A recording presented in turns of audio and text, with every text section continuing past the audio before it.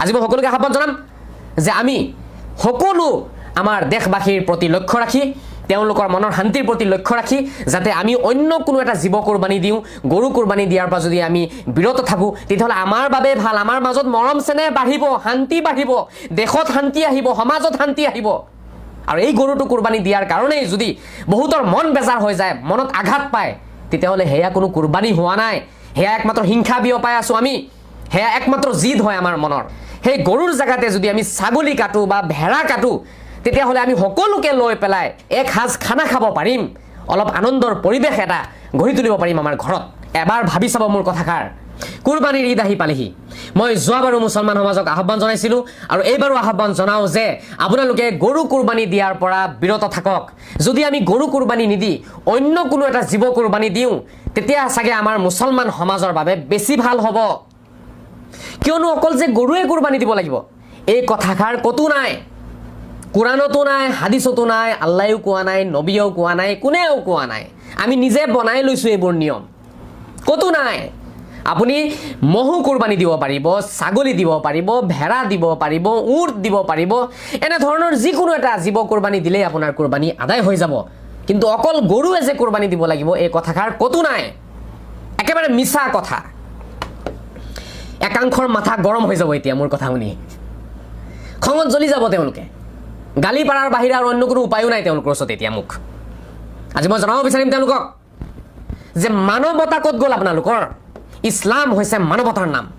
শান্তিৰ নাম মানৱতা ক'ত গ'ল গৰুৰ প্ৰতি অমুছলিম সমাজৰ কোটি কোটি মানুহৰ শ্ৰদ্ধা জড়িত হৈ আছে আবেগ জড়িত হৈ আছে তেওঁলোকৰ ধৰ্মৰ এটা অংশ হয় গাই মাতা বুলি কয়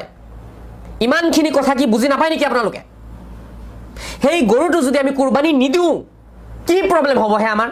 কি অসুবিধা হ'ব আমাৰ কোন ফালদি ইছলাম ধ্বংস হৈ যাব গৰু কুৰবানী নিদিলে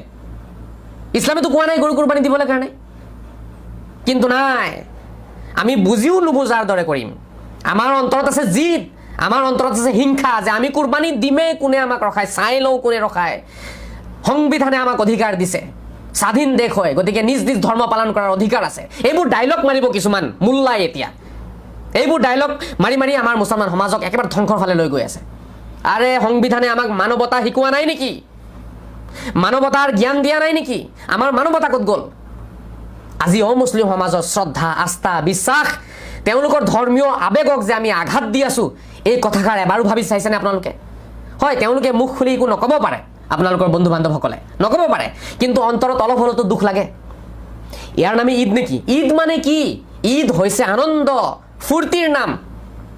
ঈদ হৈছে আপুনি সকলো ধৰ্মৰ লোকসকলক লৈ সকলো জাতি জনজাতিৰ লোকসকলক লৈ একেলগে আনন্দ কৰক তাৰ নাম হে ঈদ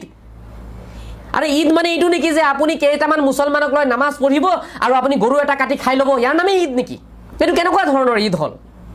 কুৰবানী ঈদৰ দিনা যেতিয়া আপুনি আপোনাৰ ঘৰত গৰু কাটিব অমুছলিম কোনো ব্যক্তি আপোনাৰ ঘৰত নাহিব সেইদিনাখন কাৰণ তেওঁলোকে যদিও মুখ ফুটাই একো নকয় তেওঁলোকৰ অন্তৰত তেওঁলোকে আঘাত পায় সেইকাৰণেই হুলস্থুল হৈ আছে আজি 4-5 বছৰৰ পৰা মই দেখি আছোঁ যে গৰুৰ বিষয়টো লৈ পেলাই এটা উত্তপ্ত পৰিৱেশ গোটেই ভাৰতবৰ্ষত তথাপিও আমি মুছলমানে বুজিব চেষ্টা নকৰোঁ আমি ফিল নকৰোঁ তেওঁলোকৰ মনৰ কথাবোৰ আৰু ইছলাম হৈছে শান্তি ইছলামে সদায় মৰম বিলাব কৈছে ইছলামে ত্যাগ বোলা বস্তুটো আমাক শিকাইছে ছেক্ৰিফাইচ শিকাইছে কুৰবানীৰ নামে হৈছে ত্যাগ আৰু ছেক্ৰিফাইচ কিন্তু আমি ত্যাগ দিব পাৰোঁনে নোৱাৰোঁ আমি জিদ কৰি হ'লেও গৰু কাটি খাম আমাক কোনে ৰখায় আমি চাই লওঁ তেনে মনোভাৱ লৈ আমি জীয়াই আছোঁ আজি মই মুকলিকে মুছলমান সমাজক জনাই দিওঁ যিসকলে তেনে ভাৱ লৈ পেলাই যে আমি কাটি খামেই কোনে আমাক ৰখায় চাই লওঁ তেওঁলোকৰ কাৰো কুৰবানী নহয় এইবোৰ ধৰ্মীয় কাম নহয় এইবোৰ দানৱীয় কাম হয় আৰে আপোনাৰ উৎসৱত যদি সকলোৱে অংশগ্ৰহণ কৰিব নোৱাৰে তেতিয়াহ'লে সেইটো কেনেকুৱা উৎসৱ হ'ল আপুনি যদি সকলো বন্ধুসকলক লৈ পেলাই সকলো ধৰ্মৰ লোকসকলক মাতি আনি পেলাই যদি এক সাজ ভাত খাব নোৱাৰে এক সাজ খানা খাব নোৱাৰে তেতিয়াহ'লে সেয়া কেনেকুৱা উৎসৱ হ'ল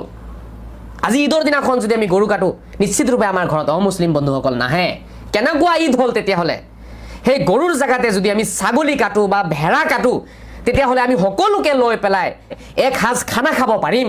অলপ আনন্দৰ পৰিৱেশ এটা গঢ়ি তুলিব পাৰিম আমাৰ ঘৰত এবাৰ ভাবি চাব মোৰ কথাষাৰ ঈদ হৈছে আনন্দ আৰু ফূৰ্তিৰ নাম গতিকে আমি সকলোকে লৈ পেলাই আনন্দ যাতে কৰিব পাৰোঁ তেনে ৰাস্তা আমি নিজে মুকলি কৰিব লাগিব আজি আমি নিজে তেওঁলোকৰ ৰাস্তা বন্ধ কৰিছোঁ কেনেকৈ আহিব আমাৰ ঘৰত আপুনি যদি গৰুৱে কাটে কেনেকৈ আহিব আপুনি নিজেই কওকচোন